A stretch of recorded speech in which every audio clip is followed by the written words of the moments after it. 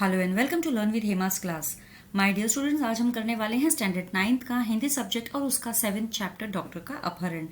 प्यारे बच्चों, इस चैप्टर में इस कहानी के माध्यम से डॉक्टर हरिकृष्ण देवसरी जो इसके लेखक है वो हमें बताना चाहते हैं कि किस तरह से आज के इस मॉडर्न टेक्नोलॉजिकल डेवलपमेंट वाले वर्ल्ड में, यानी कि इस वैज्ञानिक प्रगति के युग में यहाँ पे किस तरह से मशीनों का इस्तेमाल जो है बढ़ता जा रहा है आम लोगों के बीच में। और इन बढ़ती हुई मशीनों के इस्तेमाल से जो उसके कुप्रभाव होते हैं, यानी कि बैड इफेक्ट्स, इल इफेक्ट्स जो होते हैं, उन इल इफेक्ट्स के कारण जो बीमारियां बढ़ रही है, इस और हमारा ध्यान आकर्षित किया है। तो इस पूरे चैप्टर का मोरल जो है, वैल्यू जो हमें समझने को मिल रहा है लेसन में, वो ये है कि टेक्नोलॉजिकल डेवलपमेंट्स की वजह से जो बीमारियां आमतौर पर आम लोगों के बीच में फैलती जा रही है। तो ये हमारा ध्यान इस तरफ बढ़ा रहे हैं, हमें बताना चाहते हैं कि बी केयरफुल, बी अलर्ट। आप जो इस्तेमाल करते जा रहे हो मशीनों का इतना ज्यादा, तो इससे आपको आगे चल के कई सारी परेशानियां हो सकती है। इसी चैप्टर को मैं पूरा लाइन बाय लाइन आपको एक्सप्लेन करूंगी विद क्वेश्चन एंड आंसर्स इसी वीडियो के एंड में। फटाफट हम करेंगे, बिल्कुल टाइम वेस्ट नहीं करेंगे। तो चलिए शुरू करते हैं। कुछ महीनों पहले आपने डॉक्टर भटनागर के अचानक लापता हो जाने का समाचार पढ़ा होगा, लेकिन उसके बाद फिर उनके बारे में कुछ भी पता न चला। हुआ यह था कि एक रात को लगभग 2 बजे उनके घर की कॉल बेल बज उठी। अब बच्चों ये चीज ध्यान रखना कि आप जो भी लैंग्वेजेस पढ़ते हो, चाहे इंग्लिश हो, हिंदी हो, मराठी हो, इन लैंग्वेजेस का जो टेक्स्ट है, ये जो मैं पढ़ रही हूँ आपको, वो एकदम अच्छी तरीके से पढ़ना है। भले आप एक बार का क्वेश्चन आंसर्स नहीं पढ़ो, लेकिन अगर इस टेक्स्ट को अच्छी तरीके से पढ़ोगे और समझोगे तो आप सभी प्रश्नों के जवाब आसानी से दे सकोगे। तो यहाँ पर ये बताया जा रहा है कि कुछ महीनों पहले जो डॉक्टर भटनागर है, जो मेन कैरेक्टर है, प्रोटैगनिस्ट मेन कैरेक्टर है इस कहानी में, तो कुछ महीनों पहले वो जो है अचानक लापता हो गए थे और उसका वो समाचार में आया था कि वो डॉक्टर भटनागर लापता हो गए हैं। लेकिन उसके बाद उनके बारे में कहीं कोई खबर नहीं मिली, कहीं कोई पता नहीं चला उनका। तो यह कुछ महीनों पहले जो किस तरीके से गायब हुए थे उसके बारे में अब ये बताया जा रहा है कि रात के लगभग 2 बजे, कितने बजे, रात के लगभग 2 बजे उनके घर की कॉल बेल यानी कि घंटी बजी। आदत के अनुसार डॉक्टर भटनागर उठ गए, क्योंकि वो डॉक्टर थे तो वो इस चीज के लिए पूरी तरह से तैयार है कि दिन हो या रात हो, कभी भी कोई पेशेंट अगर मेरे दरवाजे पर आए तो मुझे उसे देखना है, उसको अटेंड करना है। तो आदत तो उनको थी ही, उनको पता भी था कि आदत के अनुसार डॉक्टर भटनागर उठ गए, क्योंकि उनको पता है अभी रात को 2 बजे कोई बेल मारा है तो यानी कि कोई इमरजेंसी ही होगी, तभी बेल मारा होगा किसी ने। तो उनकी पत्नी जागकर भी बिस्तर पर ही पड़ी रही, और उनकी पत्नी को भी पता है कि भाई डॉक्टर है, आधी रात को भी मरीज तो आते जाते ही रहते हैं, तो इतनी रात गए अगर बजी है घंटी तो वो टेंशन बिल्कुल नहीं लेते कि कौन होगा। उन्हें पता होगा कि कोई मरीज ही होगा या अस्पताल से कोई चपरासी आया होगा, किसी मरीज की हालत गंभीर होगी। तो उन्हें ये भली भांति पता था, इसलिए वो जागे हुए थे लेकिन फिर भी बिस्तर पे लेटे हुए थे, क्योंकि ऐसा उनके लिए तो रोज ही होता था। जब भी कोई मरीज सीरियस होता तो अस्पताल का चौकीदार उन्हें उठाने आ जाता। कौन आ जाता उन्हें उठाने? अस्पताल का चौकीदार। कब आता उन्हें उठाने? जब कोई मरीज सीरियस होता। अगर किसी को उन्हें घर बुला कर ले जाना होता तो भी वह आकर उन्हें जगा देता। अगर कोई चाहता था कि वो डॉक्टर भटनागर को अपने घर लेके जाए, वहां पर मरीज को दिखाए, क्योंकि मरीज ट्रेवल नहीं कर सकता, तो भी डॉक्टर भटनागर जो है उनके साथ चल देते थे। डॉक्टर भटनागर मरीजों की सेवा करना अपना परम कर्तव्य समझते थे। क्या समझते थे वो अपना परम कर्तव्य? मरीजों की सेवा करना। इसलिए वह इसका बुरा न मानते। इसलिए रात को, आधी रात को भी अगर कोई बेल मारता तो वो इसका बुरा नहीं मानते थे, बल्कि सहर्ष चले जाते थे। लेकिन सीधे, मतलब चुपचाप, ना किंतु ना परंतु, बल्कि चले जाते थे सीधे सीधे उनके साथ में कि क्यों जाना है, कहाँ जाना है, कैसे जाना है, कोई सवाल जवाब नहीं। बस कोई आया है दरवाजे पर, किसी को मेरी जरूरत है, किसी पेशेंट को मेरी जरूरत है, बीमार व्यक्ति को जरूरत है, मुझे जाना है, तो बस वो चले जाते थे। उन्हें कोई फीस दे या न दे इसकी उन्हें कभी चिंता न थी। ऐसे लोग बड़े कम मिलते हैं, तो डॉक्टर भटनागर भी उनमें से एक थे कि चाहे मरीज फीस उन्हें दे या ना दे, अब जो इमरजेंसी होता है, रात के समय होता है, तो डॉक्टर्स नॉर्मली डबल चार्ज करते हैं। लेकिन डॉक्टर भटनागर का ऐसा कुछ नहीं था। वो ऐसा था कि अगर मरीज ठीक हो रहा है वही उनके लिए सबसे बड़ा काम था और बड़ी खुशी की बात थी। फीस का उनको इतना लालच नहीं था। उस रात भी वह उठे और गाउन पहने ही दवाइयों का बैग उठाकर चले गए। तो उस रात भी जब रात के 2 बजे डोर बेल बजी तो वो उठे, और जो नाइट गाउन उन्होंने पहन रखा था, मतलब जो नाइट, रात में सोते समय जो कपड़े पहन रखे थे उन्होंने, वही पहनकर वे अपना जो बैग रहता है उनका मेडिकल वाला, जो अगर कोई विजिट के लिए जाते हैं तो एक किट डॉक्टर्स के पास बैग हमेशा रहता ही है, जिसमें कुछ दवाइयाँ, इंजेक्शंस, बीपी का मशीन वगैरह वो सब चीज़ें होती है। तो वो अपना बैग उठाए, दवाइयों का बैग उठाए और चले गए। आमतौर से होता यह था कि वह 1-2 घंटे में लौट आते थे या फिर सवेरा होते होते तो अवश्य ही आ जाते थे, क्योंकि उन्हें अस्पताल समय से पहुंचने की आदत थी। आमतौर पर ये तो बहुत आम बात थी, मतलब कि ये रोज का ही था ना उन लोगों के लिए। तो आमतौर पर क्या होता था कि अगर आधी रात को भी कोई आता था उनके दरवाजे पर, तो वो डॉक्टर भटनागर उनके साथ चले तो जाते थे एक बार के, लेकिन घंटे 2 घंटे में वापस आ भी जाते थे मरीज का इलाज करके। लेकिन इस बार तो बहुत देर हो गई, आए ही नहीं। और वो क्यों आ जाते थे? क्योंकि उन्हें अस्पताल समय से पहुंचने की आदत थी। तो ये आपको सत्य असत्य में ये प्रश्न इस तरीके से पूछ सकते हैं। किंतु उस दिन जब देर सुबह तक डॉक्टर भटनागर नहीं लौटे तब उनकी पत्नी चिंतित हुई। लेकिन उस दिन तो देर सुबह तक नहीं आए डॉक्टर भटनागर, तो पत्नी को चिंता हो गई। अब आप अगर रेगुलर कोई चीज के लिए जाते हो, घंटे 2 घंटे के लिए रोज ही जाते हो, तो घंटे 2 घंटे तक तो कोई चिंता नहीं करेगा। लेकिन अगर आप देर तक नहीं पहुंचते हो घर पे तो सभी को चिंता हो जाती है। वैसे ही डॉक्टर भटनागर की पत्नी यानी श्रीमती भटनागर को भी चिंता होने लगी। पहले सोचा कि शायद मरीज की हालत गंभीर होगी इसलिए देर हो गई होगी, नेचुरली। तो अब कोई ऐसा क्यों सोचे ना कि कुछ हो गया हो बुरा, इतनी देर हो गई है तो ऐसा सोचा होगा कि शायद मरीज ज्यादा सीरियस हो गया होगा इसलिए देर हो गई। फिर यह भी सोचा कि हो सकता है आज सीधे अस्पताल चले जाएं, क्योंकि लेकिन फिर भी नहीं आए तो ऐसा सोचा उन्होंने कि शायद हो सकता है मरीज को देखकर सीधे अस्पताल चले जाएं, लेट होता होगा, घर आएंगे जाएंगे लेट होगा, ये सोचकर वो सीधे अस्पताल चले गए होंगे। लेकिन जब मरीज उन्हें घर पर पूछने के लिए आने लगे तब उनकी हैरानी बढ़ गई, क्योंकि श्रीमती भटनागर तो यही सोच रही है ना कि वो शायद अस्पताल चले गए होंगे डायरेक्टली, लेकिन अस्पताल पहुंचे नहीं। इसके लिए अस्पताल से मरीज जो है उन्हें घर आने लग गए पूछने के लिए। तो उनकी श्रीमती भटनागर की हैरानी तो बहुत ही बढ़ गई, बहुत ही हैरान हो गई कि ऐसा क्या हो गया, वो कहाँ गए होंगे जो अस्पताल भी नहीं पहुंचे समय से। तो उन्होंने क्या किया, उन्होंने मित्रों तथा कुछ अन्य संबंधियों को फोन किया। किन्हें फोन किया श्रीमती भटनागर ने? उनके कुछ मित्रों को तथा अन्य संबंधियों को। तो ये आपके कृति में आता है। और डॉक्टर साहब के बारे में पूछताछ की, किंतु कोई जानकारी न मिली। तो जब उन्होंने फोन किया इन सभी को, मित्रों को और सगे संबंधियों को, उन्होंने पूछा कि डॉक्टर भटनागर के बारे में जानकारी लेने की कोशिश की, लेकिन कहीं से उन्हें कोई जानकारी नहीं मिली, क्योंकि वो तो किसी के पास भी नहीं थे। कुछ देर के लिए वह यही मान बैठी कि शायद वे किसी दूर के गांव में गए हो और किसी कारण से जल्दी वापस न आ पाए हो। अब देखो कितना पॉजिटिव थॉट है, नेगेटिव थॉट तो उनके माइंड में आ ही नहीं रहा है मिसेस भटनागर के दिमाग में कि उन्हें कुछ हो गया या कोई किडनैप कर लिए। उनके दिमाग में यह है कि डॉक्टर है, वो मरीजों की सेवा करते हैं, पास में अगर नहीं है तो हो सकता है नहीं आए, तो हो सकता है दूर किसी गांव में गए हो इसीलिए उन्हें देर हो गई हो आने में। लेकिन शाम तक भी जब डॉक्टर भटनागर नहीं लौटे तब उन्होंने पुलिस स्टेशन को फोन किया, लेकिन शाम हो गई फिर भी डॉक्टर भटनागर नहीं आए। तो श्रीमती भटनागर ने पुलिस स्टेशन में फोन किया। डॉक्टर भटनागर का इस तरह गायब हो जाना पुलिस के लिए भी हैरानी का कारण बन गया। अब ऐसे अचानक से गायब हो गए, किसी से कुछ बोला नहीं, कोई फोन कॉल नहीं, कोई मैसेज नहीं, इन्फॉर्मेशन नहीं, तो कोई भी हैरान हो जाएगा। तो पुलिस भी हैरान हो गई, चारों ओर खोज शुरू कर दी। तो पुलिस ने तो तुरंत ही उनको ढूंढना शुरू कर दिया। खोज शुरू करना मतलब ढूंढना शुरू करना। और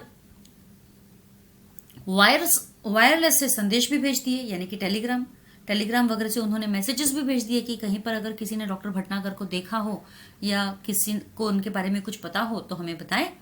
डॉक्टर भटनागर के गायब होने का समाचार बिजली की तरह शहर भर में फैल गया। आपको पता है बिजली सबसे तेज होती है ना, लाइट ईयर्स हम बोलते हैं। तो ये बात एकदम बिजली की तरह फैल गई पूरे शहर में कि डॉक्टर भटनागर गायब हो गए हैं, नहीं मिल रहे हैं। उनकी पत्नी खोज के लिए केवल इतना ही सूत्र दे सकी कि डॉक्टर साहब अपनी कार में नहीं गए। तो उनकी पत्नी सूत्र के लिए यानी उनके समझने के लिए केवल इतना ही बता सकी कि डॉक्टर भटनागर जो है अपने खुद की कार में नहीं गए हैं। इतना ही वो इंफॉर्मेशन पुलिस को दे पाई है। उन्हें लेने कोई गाड़ी आई थी, उन्होंने ये कहा कि उन्हें लेने कोई गाड़ी आई थी, खुद की गाड़ी में नहीं गए थे, क्योंकि खुद की गाड़ी वहीं घर पर ही थी और जिसके बड़े पहिए के निशान उन्होंने सवेरे घर के बाहर सड़क और फुटपाथ पर देखे थे। अब जो गाड़ी आई थी वो कैसी थी, कैसे उन्होंने बयान किया है कि उसके पहिए जो थे वो बड़े थे और पहियों के निशान कहाँ पाए गए थे, बाहर घर के बाहर सड़क पर और फुटपाथ पर पाए गए थे, वहां दिखे गए थे। जाहिर था कि डॉक्टर साहब किसी ट्रक या बस में गए हैं। अब इतने बड़े पहिए तो किसी ट्रक या बस के ही हो सकते थे, कार के तो हो नहीं सकते थे, या स्कूटर बाइक के भी नहीं हो सकते थे। तो उन्होंने ये मान लिया होगा कि शायद वो ट्रक या बस में गए होंगे, इसीलिए हो सकता है दूर गए हों। मोहल्ले वालों से पूछताछ करने पर भी कोई जानकारी न मिली। मोहल्ले वाले यानी आस पड़ोस के लोगों से भी पूछताछ की, लेकिन कोई जानकारी नहीं मिली। फिर भी पुलिस ने वायरलेस से यह सूचना भी जारी कर दी कि कहीं किसी एक्सीडेंट के बारे में जानकारी मिले तो सूचना तुरंत दी जाए। अब देखो, अगर कोई गायब हो जाता है तो हमारे दिमाग में बहुत सारी बातें चलती है कि क्या हुआ होगा, ऐसे हुआ होगा, वैसे हुआ होगा, तरह तरह के विचार आते हैं। तो वैसा ही डॉक्टर भटनागर ने जैसे सभी मित्रों को, सगे संबंधियों को, मोहल्ले वालों को, सभी को पूछ लिया, लेकिन फिर भी कोई उनके बारे में खबर नहीं मिली, तो उन्होंने वायरलेस पर यह मैसेज दे दिया सबको कि अगर कहीं कोई एक्सीडेंट भी हुआ हो तो भी उन्हें बताया जाए। अब डेफिनेटली ना, कहीं पर भी नहीं है, किसी को नहीं पता है, तो हो सकता है एक्सीडेंट हुआ हो। कई दिन बीत गए, कोई सूचना नहीं मिली। अब एक्सीडेंट के बारे में भी कोई सूचना नहीं मिली, कई दिन बीत गए। चूंकि डॉक्टर भटनागर का कोई शत्रु भी न था, इसलिए यह शंका करना व्यर्थ था कि उनकी हत्या कर दी गई होगी। अब डॉक्टर भटनागर तो इतने नेक इंसान थे कि उनका कोई दुश्मन भी नहीं था, तो इसीलिए तो कोई दुश्मन उन्हें किडनैप करके लेके गया और मार डाला हो, ऐसा भी उन्हें किसी ने कोई सोच नहीं सकता है कि उनकी हत्या कर दी गई होगी। पुलिस अब केवल दो ही सूत्रों पर विचार कर रही थी। अब केवल दो ही बातों पर पुलिस जो है विचार कर रही थी कि वो ये कि कुछ गुंडों ने उन्हें छुपा लिया हो। क्या किन दो बातों पर विचार कर रही थी कि कहीं कुछ गुंडों ने उन्हें छुपा लिया हो और वो शायद उनकी पत्नी से मोटी रकम की मांग करेंगे, यानी पैसे मांगेंगे, है ना, रैंसम जो हम इंग्लिश में बोलते हैं। और ये तो पहला उनका शायद सोचता विचार था कि शायद हो सकता है किसी गुंडे ने उन्हें किडनैप कर लिया हो और वो मोटी रकम वसूलना चाहेंगे उनकी पत्नी से। और दूसरा ये था कि शायद किसी कोई डाकू दल का कोई एक डाकू जख्मी हो गया होगा और उसे इलाज की जरूरत होगी, इसीलिए वो उन्होंने डॉक्टर भटनागर को वहां से लेकर गए होंगे। तो ये दो सूत्र जो है पुलिस के दिमाग में आए होंगे, क्योंकि एक्सीडेंट की भी कोई खबर नहीं थी। दिन पर दिन बीतते गए और डॉक्टर भटनागर के बारे में कोई जानकारी न मिली। अब दिन पे दिन बीतते गए, कई दिन बीत गए, फिर भी कोई जानकारी नहीं मिली डॉक्टर भटनागर के बारे में। उनके इस तरह रहस्यात्मक ढंग से गायब हो जाने से न सिर्फ पुलिस परेशान थी, बल्कि लोग भी भयभीत हो गए थे। अब ये तो एक मिस्ट्री हो गया ना, किसी को कोई खबर ही नहीं है कहाँ गए, कैसे गए, कब गए, किसी को कुछ खबर नहीं है। एक मिस्ट्री है सबके लिए, रहस्यमय है। तो इस तरह से वो जब गायब हो गए तो इससे पुलिस तो परेशान हो ही गई थी, लेकिन जो लोग थे आसपास के वो भी भयभीत हो गए कि अरे ऐसा क्या हो गया, कहीं हम भी ना, हमारे साथ भी ऐसा कुछ ना हो जाए। तो यही कारण था कि भाई लोगों के अंदर कोई डर ना फैले। यही कारण था कि डॉक्टर भटनागर के गायब होने का समाचार केवल एक ही बार छापा गया। डॉक्टर भटनागर के गायब होने का समाचार कितनी बार छापा गया? केवल एक बार, और बाद में भय का वातावरण बन जाने के डर से उसे दबा दिया गया। तो किस वजह से उनके बारे में और नहीं छापा गया? क्योंकि अगर उनके बारे में छापा जाता तो हो सकता था कि लोगों के अंदर डर का माहौल बन जाए। धीरे धीरे कई महीने बीत गए। श्रीमती भटनागर निराश हो चुकी थी। उनकी हालत पागलों जैसी हो गई थी। हर रोज सुबह उठती और दरवाजे पर आकर खड़ी हो जाती, जैसे वह डॉक्टर भटनागर के आने की प्रतीक्षा कर रही हो। अब धीरे धीरे कई महीने बीत गए, उनकी कोई खबर नहीं थी, कोई एक्सीडेंट का नहीं, कोई किडनैपिंग नहीं, कोई किसी के इलाज के लिए नहीं लेके गए, कोई कुछ भी खबर नहीं मिल रही थी किसी तरह से। तो जो श्रीमती भटनागर थी वो बहुत ही निराश हो चुकी थी, यानी कि अब उन्होंने छोड़ दिया था कि शायद डॉक्टर भटनागर वापस आएंगे भी। तो ये बहुत निराशाजनक बात थी उनके लिए। और उनकी हालत जो है ना पागलों जैसी भी हो गई थी, वो पागल जैसे हो गए थे। वो रोज जो है सुबह उठते और दरवाजे पर आके खड़े हो जाते, मानो जैसे अभी डॉक्टर भटनागर घर पे आ जाएंगे। तो वो उनके आने की रोज प्रतीक्षा करती रहती। तो ये क्या हालत थी श्रीमती भटनागर की? ये पैसेज उसी में से क्या हालत थी उनकी? वो निराश हो चुकी थी, वो पागल जैसी हरकतें, मतलब उनकी हालत पागलों जैसी हो गई थी। और रोज सुबह उठकर वे दरवाजे पर आकर खड़ी होती, डॉक्टर भटनागर का इंतजार करती। कई महीने बाद एक दिन श्रीमती भटनागर ने दरवाजे पर फिर से वैसी ही गाड़ी के पहियों के निशान देखे। अब कई महीने बीत गए। अब एक दिन अचानक से जब श्रीमती भटनागर उठी और अपने घर के बाहर निकली तो उन्हें बिल्कुल उसी तरह के पहियों के निशान दिखे जिस दिन उन्होंने डॉक्टर भटनागर के गायब होने वाले दिन अपने घर के बाहर सड़क पर देखे थे। पहियों के निशान बिल्कुल वैसे ही निशान उन्हें फिर से दिखे। तो उन्हें ऐसा लगा कि शायद डॉक्टर भटनागर आ गए हो, लेकिन कहाँ है डॉक्टर भटनागर? तो कहीं नहीं मिले। तो उन्होंने तुरंत पुलिस को सूचना दी और पुलिस ने फिर से खोज जारी कर दी। पुलिस का एक दल उनके घर पर भी गया डॉक्टर भटनागर के, कि शायद अगर पहियों के निशान हैं, जब वो गायब हुए थे तभी वैसे पहियों के निशान मिले हैं, जब वो अब आज फिर से पहियों के निशान मिले हैं तो हो सकता है वो आ गए हो। तो उनके घर पे भी और छुप कर बैठे हो कि सवालों के जवाब ना देना पड़े, ये सोचकर या कुछ भी सोचकर पुलिस ने एक दल वहां भेज दिया। तो खोजबीन फिर से शुरू हो गई थी। गाड़ी के निशानों को देखा जा रहा था, लेकिन उससे कुछ भी अंदाजा लगाना कठिन था, मुश्किल था कि भाई कैसी गाड़ी होगी, किस तरह की होगी। लेकिन हाँ, और तो कुछ नहीं, उन्हें एक सीढ़ी अवश्य मिली वहां से जो लिफाफे में बंद थी। एक लिफाफे में बंद एक सीढ़ी उनको मिली। तो सीढ़ी कैसी मिली उन्हें? एक लिफाफे में बंद मिली और उस पर श्रीमती भटनागर का नाम लिखा हुआ था। सीढ़ी पर किसका नाम लिखा हुआ था? श्रीमती भटनागर का नाम लिखा था। और तुरंत ही उस सीढ़ी को सुनने की व्यवस्था की गई थी। जैसे जैसे ही सीढ़ी बजने लगी सभी लोग आश्चर्यचकित हो गए, हतप्रभ रह गए, यानी आश्चर्यचकित हो गए। अब उस सीढ़ी में डॉक्टर भटनागर बोल रहे थे, उनकी आवाज थी, तुम सब लोग मेरे लिए परेशान होंगे, शायद अब मरा हुआ समझ लिया हो, लेकिन मैं जिंदा हूं और बिल्कुल ठीक हूं। तुम लोगों से कई करोड़ मील दूर मैं एक अन्य सौर मंडल के ग्रह पर हूं। हम धरती वाले सोचते हैं कि शायद दुनिया में जो कुछ है वह हम ही है, लेकिन इस ब्रह्मांड में तो हमारे सूर्य जैसे न जाने कितने सूर्य है और सभी के अपने अपने ग्रह है। उस ग्रहों पर दुनिया बसी है और हमसे वे लोग कई गुना ज्यादा उन्नतिशील है। मुझे यहाँ आकर अपने परिवार, मित्रों, देश और पृथ्वी से दूर का दुख तो बहुत ही ज्यादा है, लेकिन इस बात की खुशी है कि मेरा यह भ्रम जाता रहा कि दुनिया में सिर्फ हम ही है। मुझे उम्मीद है कि पृथ्वी के लोग मेरी इस बात से कुछ सबक लेंगे। अब डॉक्टर भटनागर जो बोलने लगे वो क्या कहा था? अब डेफिनेटली इतने दिन से वो गायब थे तो सभी परेशान थे, तो उन्हें पता था इस बात के बारे में कि सभी परेशान होंगे, हो सकता है शायद उन्हें मरा हुआ भी समझे हो, तो वो वही बता रहे हैं।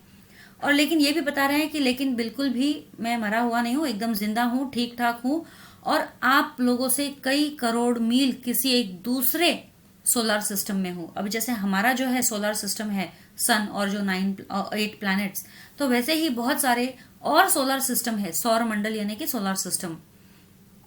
तो वो कह रहे हैं कि मैं एक दूसरे, मतलब हमारे सोलर सिस्टम में नहीं है जहां पर सन, अर्थ वगैरह है, ये प्लैनेट्स हैं, वो किसी दूसरे सोलर सिस्टम में है। और वो कहते हैं कि हम पृथ्वी वाले क्या सोचते हैं कि दुनिया में हम ही है सबसे बुद्धिमान, सबसे तेज, लेकिन इस पूरे ब्रह्मांड में, इस पूरे वर्ल्ड दुनिया में जो है न जाने कितने ही सूर्य है, यानी कितने ही सन, जैसे हमारा एक सूर्य है वैसे कितने ही सूर्य है और कितने ही ग्रह हैं उनके आसपास घूमने वाले, और उन सभी ग्रहों पर दुनिया बसी हुई है। और वो दुनिया जो है हमारी दुनिया से कई ज्यादा प्रोग्रेसिव है, उन्नतिशील है। कैसी है वो दुनिया? कई गुना ज्यादा उन्नतिशील है। और अब वो कहते हैं कि जब मैं यहाँ आया तो मुझे अपने परिवार, मित्रों, देश और पृथ्वी से दूर रहने का दुख तो हो रहा है, लेकिन खुशी इस बात की हो रही है कि मेरे अंदर जो भ्रम था कि हम ही, पृथ्वी वाले ही सब कुछ है, जो कुछ है, तो ये भ्रम मेरा मिट गया। और अब मुझे पता चल गया कि और भी कई सौर मंडल हैं और वहां पर और भी कई सूर्य और ग्रह है जिन पर जीवन है और वो हमसे कई गुना उन्नतिशील है। तो डॉक्टर भटनागर इस बात से खुशी है कि उन्हें एक बहुत ही अद्भुत चीज का पता चला है, एक सौर मंडल के बारे में और वहां पर जीवन के बारे में। मुझे उम्मीद है कि पृथ्वी के लोग मेरी इस बात से कुछ सबक लेंगे। और वो ये भी कहते हैं कि मुझे उम्मीद है कि पृथ्वी के लोग मेरी इस बात से कुछ सबक भी लेंगे, सबक यानी कुछ सीख लेंगे। हाँ, तो पहले सुनो यह कहानी कि मैं कैसे आया। अब डॉक्टर भटनागर बता रहे हैं कि वो किस तरीके से यहाँ इस दूसरे ग्रह में, दूसरे सौर मंडल के ग्रह में पहुंचे। अब वो कह रहे हैं कि अमेरिका में हुए मेरे सम्मान, यानी अमेरिका में उनका एक सम्मान हुआ था, उनको ऑनर किया गया था, फेलिसिटेट किया गया था, और मेरे ज्ञान के बारे में इस ग्रह के लोगों ने गुप्त रीति से सूचना इकट्ठा की थी। और मेरा जो ज्ञान है, मेरा नॉलेज है, जो मेरी एजुकेशन है, इसके बारे में इस सौर मंडल के लोगों ने, इस ग्रह के लोगों ने गुप्त रूप से, सीक्रेटली इंफॉर्मेशन हासिल की थी मेरे बारे में, मेरे नॉलेज के बारे में। ये तभी से मेरा अपहरण करने की योजना बना रहे थे। और जब उन्हें मेरे बारे में सब कुछ पता चला, मेरे नॉलेज के बारे में पता चला कि मैं क्या क्या कर सकता हूँ, मेरे अंदर कितनी नॉलेज है, तो उन्होंने मुझे किडनैप करने का प्लान किया। उस रात को जब मैं बाहर आया तब एक आदमी ने मुझे बाहर खड़ी सवारी पर चलने का इशारा किया। तो उस रात, जिस दिन, जब शुरुआत में हमने देखा ना, रात के 2 बजे घंटी बजी, हुए बाहर आए अपनी दवाई का बैग लेकर, तो वो बोले कि जब मैं बाहर आया तो एक आदमी ने मुझे उस व्हीकल की तरफ इशारा किया कि आप इस यान में बैठ जाइए। इसके पहले कि मैं अपने सहज भाव से आगे बढ़ा, लेकिन उस विचित्र यान को देखकर चौंक पड़ा। मैं अपने सहज भाव से, यानी कि एक नेचुरल मेरा टेंडेंसी था कि कोई अगर बोले कि चलिए आपको वहां चलना है, तो मैं ऐसे ही चल देता था। तो जैसे मैं चल पड़ा, जब मैंने वो यान देखा, व्हीकल देखा, विचित्र यान, तो उसे देखकर मैं एकदम चौंक पड़ा। इसके पहले कि मैं कोई विरोध करता या भागने की कोशिश करता, 3 लोगों की मजबूत बाहों ने मुझे जकड़कर यान के अंदर डाल दिया। अब जब मैंने वो देखा कि यान इतना विचित्र है, और इससे पहले कि मैं वहां से भागने की कोशिश करता, मुझे 3 लोगों ने एकदम कड़क मजबूती से पकड़ लिया और उन्होंने मुझे इस यान के अंदर डाल दिया और यान तेजी से घूमकर सू सू की आवाज करता हुआ आसमान में उड़ गया। और वो जो यान, जो व्हीकल था, वो तेजी से सू सू करता हुआ घूमता हुआ उड़ गया आसमान की ओर। घबराहट के कारण मैं बेहोश हो गया। अब वो घबरा गया ना, एक तो यान अजीब तरीके का, ऊपर से 3 मजबूत हाथ, वो ये सब देखकर, लोगों को देखकर वो घबरा गया और बेहोश हो गया। और जब मुझे होश आया तब उस यान पर, ग्रह पर पहुंच चुका था। तो वो जो यान है इस दूसरे ग्रह पर पहुंच चुका था। मुझे एक विशेष किस्म का प्लास्टिक सूट पहनाया गया। अब नेचुरली जब हम अर्थ के एनवायरनमेंट से बाहर जाते हैं तो हमें ऑक्सीजन चाहिए रहता है जीने के लिए, क्योंकि बाहर ऑक्सीजन क्या है, कैसे है, टेम्परेचर क्या है, बहुत अलग चीज होती है। तो हमारे स्किन को या हमें रेस्पिरेशन, सांस लेने के लिए हमें एक अलग एनवायरनमेंट चाहिए। तो वो जिस ग्रह पर गए थे डॉक्टर भटनागर, वो ह्यूमंस के लायक नहीं था, इसीलिए उन्हें एक विशेष किस्म का, एक स्पेशल टाइप का प्लास्टिक सूट पहनाया गया, जिसमें वो उस ग्रह पर भी मतलब एकदम कंफर्टेबली रह सके। अब चूंकि मुझे यहाँ आए हुए काफी समय हो गया था, मैं यहाँ से भागने की कोशिश भी नहीं कर सकता। इसलिए मुझे आप सब लोगों के लिए यह संदेश रिकॉर्ड करके भेजने की अनुमति दी गई थी। तो अब वो कह रहे हैं कि क्योंकि अब उनको यहाँ आकर काफी समय हो गया और वे यहाँ से भागने की कोशिश भी नहीं कर सकते, इसके लिए उन्हें ये जो है मैसेज रिकॉर्ड करके भेजने की अनुमति मिली है, परमिशन मिली है कि भाई चलो आप अपने घर वालों के लिए जो चिंता कर रहे होंगे उनके लिए एक मैसेज रिकॉर्ड करके भेज दो। इस ग्रह का नाम बड़ा विचित्र सा है। इस ग्रह का नाम, यानी जिस प्लैनेट पर वो गए हैं उसका नाम बड़ा ही अजीबोगरीब है। यहाँ के लोग विज्ञान में बहुत आगे बढ़ गए हैं और साइंस में बहुत ज्यादा डेवलप किया है इन्होंने। इनके पास ऐसे यान है कि ये एक सौर मंडल से दूसरे सौर मंडल आसानी से आते जाते हैं। मतलब इनके पास ऐसे व्हीकल्स है कि जिससे वो एक सोलर सिस्टम से दूसरे सोलर सिस्टम में एकदम आसानी से आना जाना कर सकते हैं।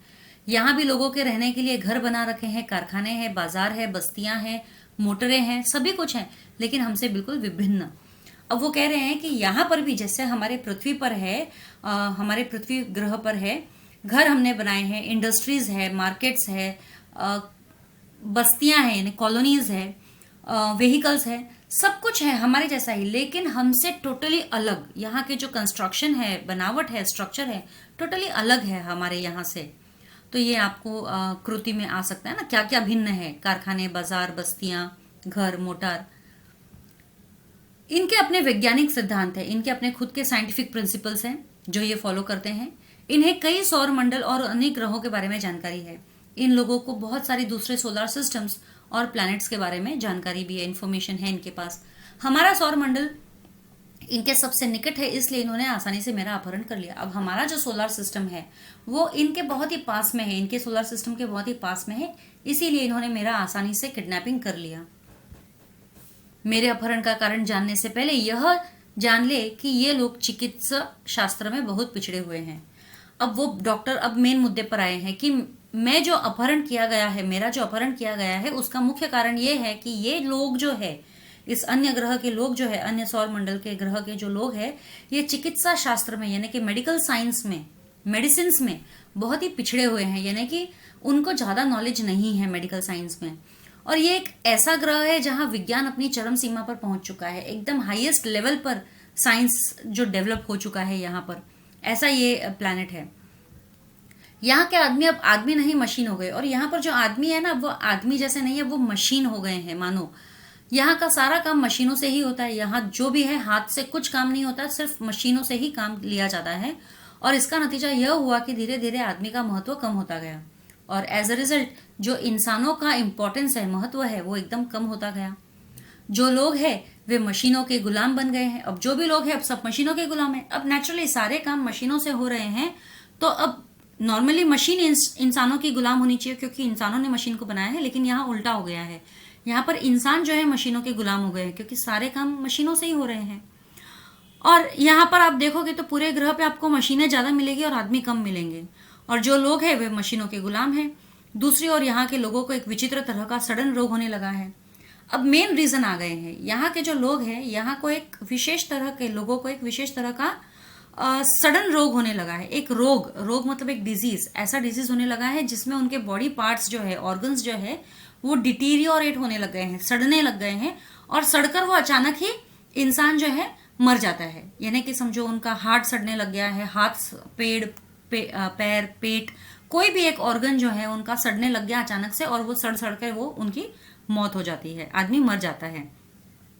और इस रोग का इलाज, इस डिजीज का क्योर जो है इन्हें अभी तक नहीं मालूम हो सका है, लेकिन इस रोग के कारण वे मशीनें ही है जो इन्हें नाकारा बनाए हुए हैं। अब डॉक्टर बता रहे हैं कि ये जो उनको बीमारी हुई है, इस तरह की भयानक बीमारी, ऑर्गन सड़ने चालू हो जाते हैं और सड़ने के बाद वो तुरंत आदमी मर जाता है, तो ये जो है इसका कारण जो है ये मशीनें ही है।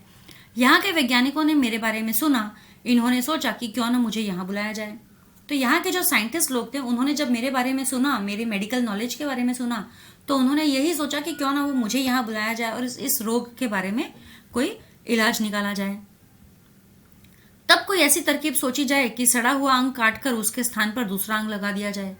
और अब वो सोच रहे हैं कि ऐसा कोई तरकीब लगाया जाए कि जो सड़ रहा है अंग इंसानों के, उन्हें निकालकर उसके जगह पे दूसरा अंग लगा दिया जाए, जिसे हम ऑर्गन ट्रांसप्लांटेशन भी कहते हैं, है ना। कोई अगर हमारे बॉडी का ऑर्गन अगर कुछ सड़ जाता है, खराब हो जाता है, तो हम उसे निकालकर उसके जगह पे दूसरा लगाते हैं। तो ये ऑर्गन ट्रांसप्लांट करने के लिए ही उनका अपहरण हुआ है। आज मैं यहाँ बैठकर सोच रहा हूँ कि हमारी पृथ्वी पर भी विज्ञान तेजी से उन्नति कर रहा है। तो अब डॉक्टर भटनागर कह रहे हैं कि मैं यहाँ बैठा हूँ, लेकिन मैं सोच रहा हूँ कि जिस तरह की बीमारियों का सामना यहाँ के लोग, इस ग्रह के लोग कर रहे हैं, बिल्कुल वैसे ही हमारे ग्रह के लोग भी कर सकते हैं, क्योंकि वहां पर भी विज्ञान काफी प्रगति कर रहा है ना। साइंस काफी डेवलप हो रहा है, यहाँ पे टेक्नोलॉजी काफी डेवलप हो रही है। हम भी मशीनों और कारखानों का ज्यादा से ज्यादा यूज कर रहे हैं, और उसके कारण हमारा जो वातावरण है, जो एटमॉस्फेयर है, वो पोल्यूटेड हो रहा है, दूषित हो रहा है।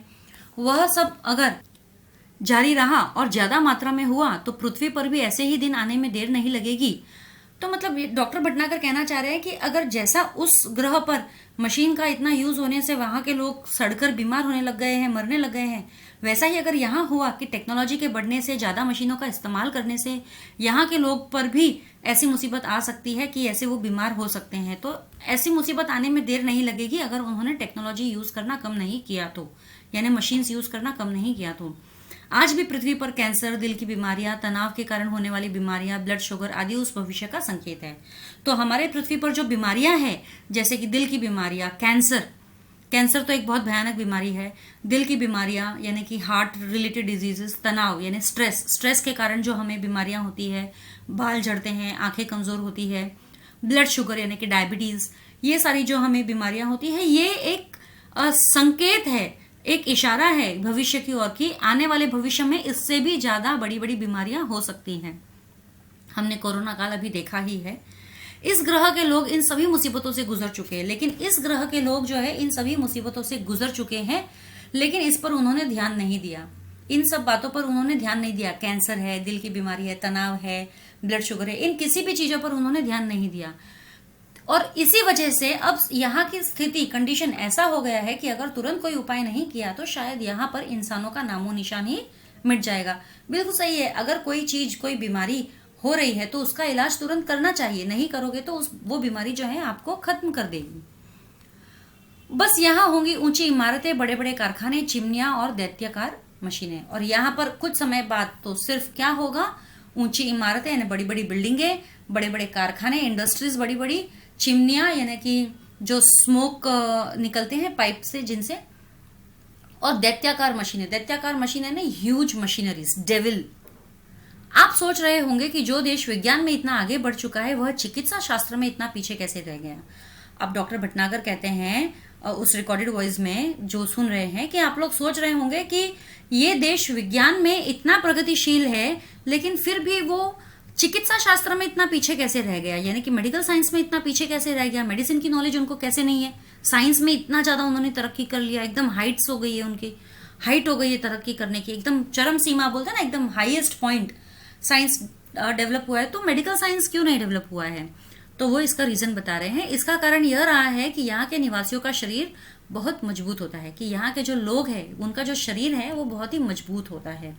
अब जैसे हमारा स्किन है बहुत ही सॉफ्ट है, ठीक है, इसको हम जरा सा भी कोई चोट पहुंचाएंगे तो इसे चोट पहुंच जाएगी, हमें भी दर्द महसूस होगा। कोई अगर चिमटी भरेगा तो हमें चोट महसूस होगी। अगर सुई चुभी, चाकू लगा, कोई भी चीज, तो हमें दर्द महसूस होगा, जला, कोई गर्म तेल उछला तो भी हमें दर्द महसूस होगा।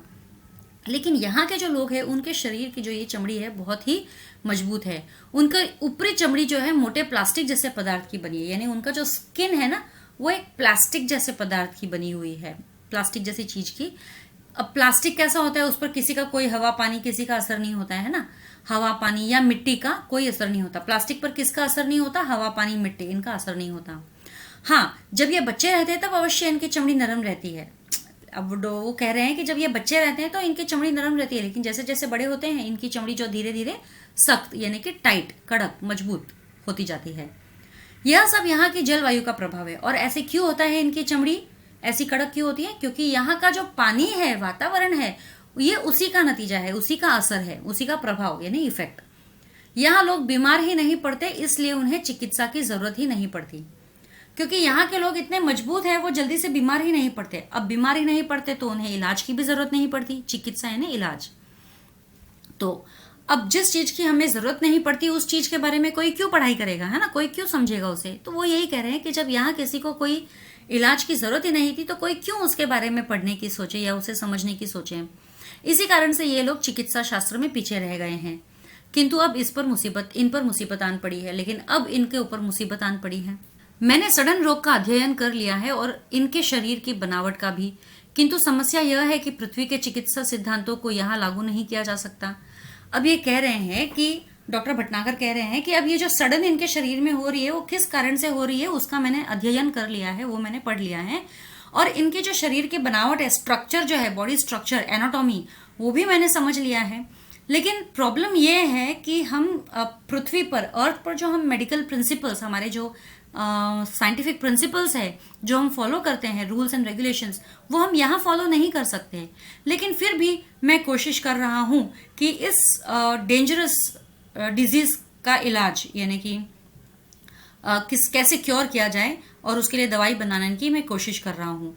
अंग प्रत्यारोपण यानी कि ऑर्गन ट्रांसप्लांटेशन, उसके लिए मैं दवाएं तथा आवश्यक साज सामान यानी कि जो भी इक्विपमेंट्स, टूल्स एंड इक्विपमेंट्स, साज सामान यानी टूल्स एंड इक्विपमेंट्स, जो भी जरूरत है वो सब बनाने की भी कोशिश कर रहा हूँ, बनवाना चाहता हूँ।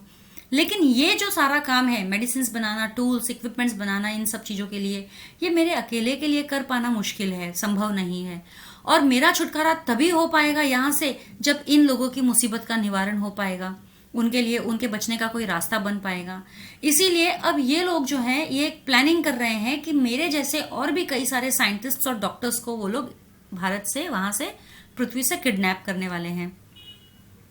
तो वैज्ञानिकों और डॉक्टर को, किन्हें और लाया जाने वाला है, वैज्ञानिकों को और डॉक्टरों को।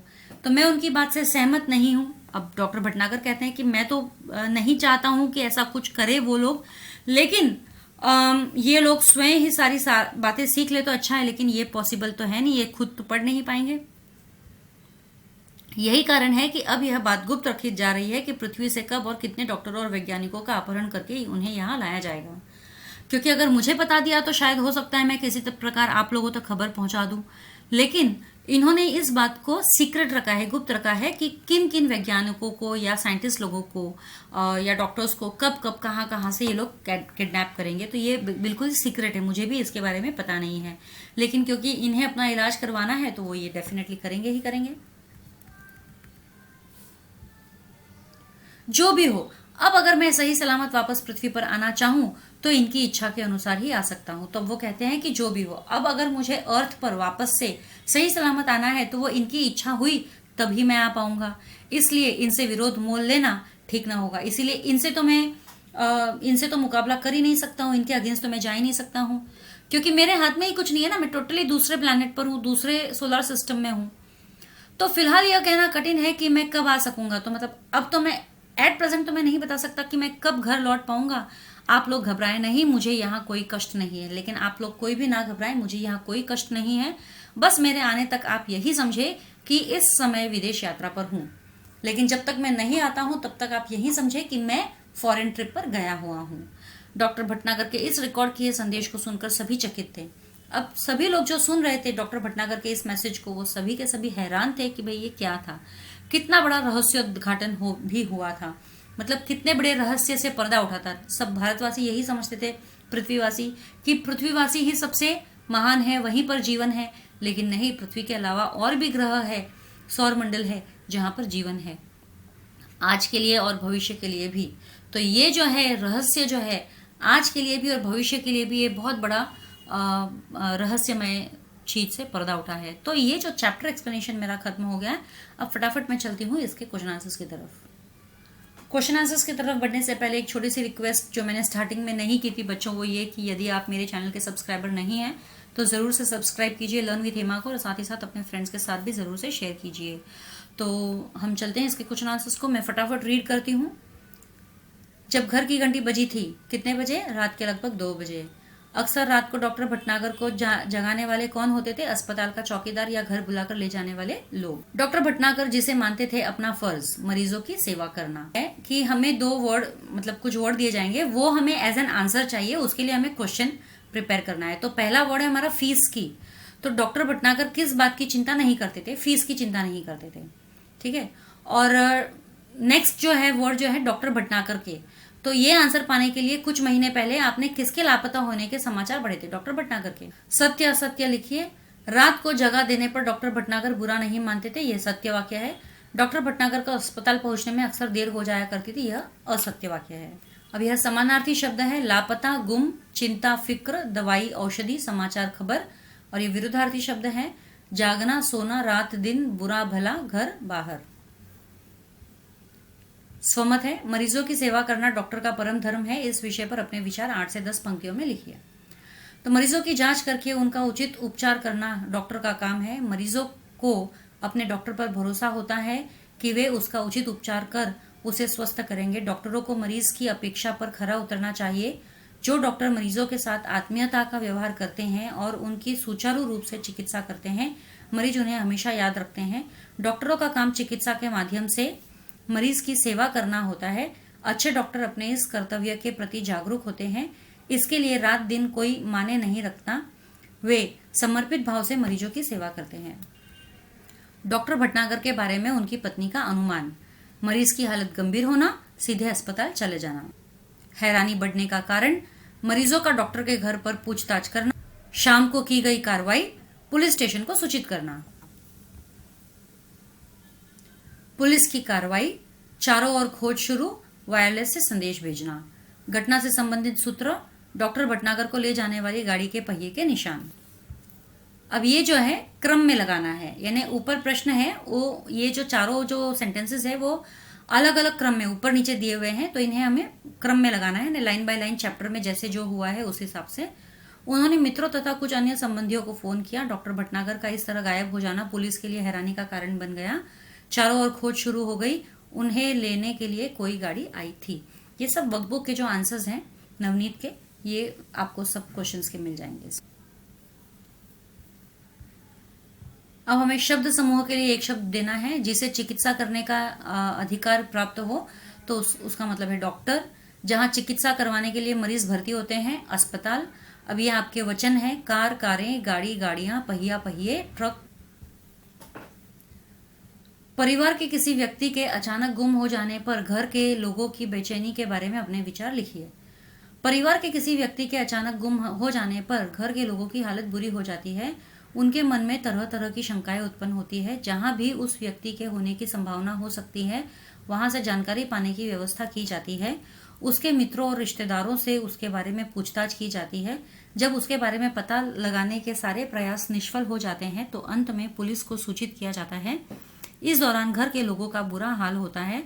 जब तक गुम गया व्यक्ति मिल नहीं जाता, तब तक घर में मातम छाया रहता है। श्रीमती भटनागर की दशा, घोर निराशा, पागल जैसी स्थिति।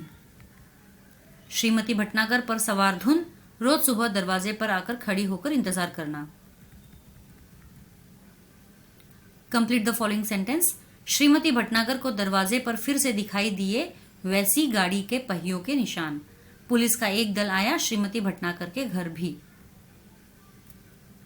श्रीमती भटनागर के लिए भेजी गई वस्तु, लिफाफे में बंद सीढ़ी।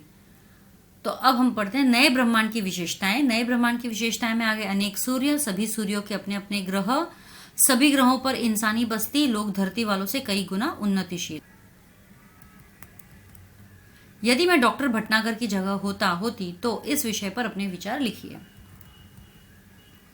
डॉक्टर भटनागर एक सेवाभावी डॉक्टर थे। वे मरीजों की देखभाल करने के लिए हमेशा तैयार रहते थे। ऐसे डॉक्टर की मरीजों को बहुत जरूरत थी। डॉक्टर भटनागर का अपहरण कर दूसरे ग्रह पर ले जाना उनके साथ अन्याय था। मैं डॉक्टर भटनागर की जगह होता तो अपहरण करने वालों से अनुरोध करता कि मैं उनके ग्रह के लोगों की चिकित्सा जरूर करूंगा, पर पृथ्वी के अपने मरीजों और अपने परिवार से भी समय समय पर मिलने की मुझे छूट दी जानी चाहिए। अपने स्वार्थ के लिए इस तरह बंधक बनाकर ले जाना मैं बिल्कुल पसंद नहीं करता। मुझे उस ग्रह के मरीजों की चिकित्सा करने में कोई ऐतराज नहीं होता, पर अपनी यह मांग भी मैं उनके सामने रखता। मानवता के आधार पर शायद वे मेरा आग्रह मान भी लेते। ग्रह पर भिन्नता दर्शाने वाले घटक: अंतरिक्षयान, घर, कारखाने, बाजार, बस्तियां, मोटरें। ग्रह के यानों की विशेषता: एक ग्रह से दूसरे ग्रह पर आसानी से आने जाने में सक्षम। ग्रह के लोगों की प्रगति: चिकित्सा क्षेत्र में अत्यंत पिछड़ापन, विज्ञान क्षेत्र में चरम सीमा पर। ग्रह पर आदमियों और मशीनों का अनुपात: आदमी कम, मशीनें ज्यादा। परिच्छेद में आई जानलेवा बीमारी, सड़न रोग। डॉक्टर भटनागर का अपहरण किया गया ग्रह के लोगों की चिकित्सा करने के लिए। नकारापन के दुष्परिणाम विषय पर 8 से 10 पंक्तियों में अपने विचार लिखिए। नकारापन का अर्थ है निकम्मापन, यानी कुछ न करना। कुछ लोगों को आलस्यवश नकारापन का रोग लग जाता है और कुछ लोग अत्यधिक सुख सुविधाओं के कारण नकारा हो जाते हैं। कोई काम न करना और हाथ पांव न हिलाना आदमी को जड़ बना देता है। इससे स्थूलता, जोड़ों में दर्द तथा विविध प्रकार की बीमारियां घेर लेती है। धीरे धीरे मनुष्य कमजोर होता जाता है। कभी कभी उसे भयानक बीमारियां भी हो जाती है। इसका अंत निराशा में होता है। लेकिन मनुष्य को तब भी अपनी भूल का एहसास नहीं होता। इसलिए जहां तक हो सके हमें मशीनों और अत्यधिक सुख सुविधाओं पर आश्रित रहने के बजाय स्वयं काम करने, अपने हाथ पांव सक्रिय रखने तथा व्यायाम करने की आदत डालनी चाहिए। इससे हम स्वस्थ रह सकते हैं। नकारापन शैतान का घर होता है। सौर मंडल के अन्य ग्रह पर बसे लोगों के चिकित्सा शास्त्र में पिछड़े रहने के कारण की सूची तैयार कीजिए। शरीर बहुत मजबूत होना, उनकी ऊपरी चमड़ी मोटे प्लास्टिक जैसे पदार्थ की बनी होना, बीमार न पड़ना। ग्रह के लोगों की शारीरिक बनावट: मजबूत शरीर, मोटे प्लास्टिक जैसी चमड़ी। ग्रह के लोगों की योजना: पृथ्वी से और वैज्ञानिकों को ले आना। डॉक्टर भटनागर के 2 काम: इलाज के लिए दवाई बनाना, अंग प्रत्यारोपण के लिए साज सामान बनवाना। डॉक्टर भटनागर के छुटकारे का मार्ग: जब वे लोगों को मुसीबत से बचने का रास्ता बता सकेंगे। स्वास्थ्य की समस्या सभी जगह पाई जाती है। इस विषय पर 8 से 10 पंक्तियों में अपने विचार लिखिए। मनुष्य एक चेतन प्राणी है। उसे जीवित रहने के लिए प्राण वायु, जल और भोजन की आवश्यकता होती है। साथ ही उसे अन्य क्रियाएं भी करनी जरूरी होती है। भोजन से स्वास्थ्य बनता है और इसके किसी तत्व की कमी के कारण उसे बीमारियां भी होती हैं। बीमारियों से स्वस्थ होने के लिए दवाएं लेनी पड़ती है। प्राणियों के लिए यह एक स्वाभाविक प्रक्रिया है। वह जल, थल, आकाश किसी स्थान पर हो, स्वास्थ्य की समस्या उसके साथ जुड़ी होती है। जगत में ऐसा कोई जीव नहीं है जो कभी बीमार न पड़ता हो अथवा उसे दवा न लेनी पड़ती हो। अंतरिक्ष यात्रियों को भी अंतरिक्ष में भेजते समय इस बात की समुचित व्यवस्था की जाती है कि उनका स्वास्थ्य ठीक रहे। स्वास्थ्य की समस्या हर जगह पाई जाती है। इसी के साथ मेरा ये चैप्टर एक्सप्लेनेशन, क्वेश्चन आंसर सब कुछ खत्म हो गया। इससे रिलेटेड और भी कोई प्रश्न होगा तो आप कमेंट बॉक्स पर मुझे डेफिनेटली लिख कर दे सकते हैं। आज के लिए इतना ही। जल्द ही मिलेंगे अगले वीडियो में। तब तक के लिए stay safe, stay secure. Thank you.